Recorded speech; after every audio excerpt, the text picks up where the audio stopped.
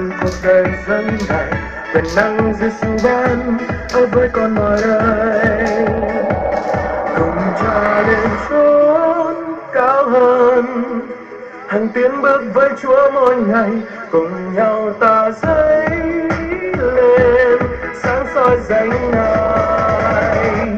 I wanna go higher, như chim ngàn bay trên không, nguyện cùng Cha bay qua dòng bão đời. You take me higher, Cha luôn dìu đôi chân con, Ngài đem con bay lên chỗ cao hơn. I wanna sing cao cao cao hơn cùng Chúa, cao cao cao trên núi đồi. I wanna sing high high higher with you, high high higher with you.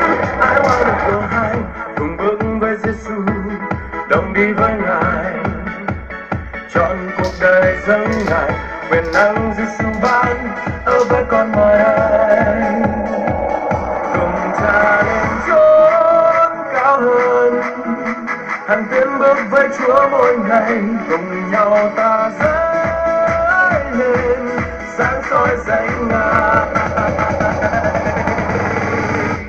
I wanna go higher, như chim ngàn bay trên không, nguyện cùng Cha bay qua dòng bão đời. You take me higher, Cha luôn dìu đôi chân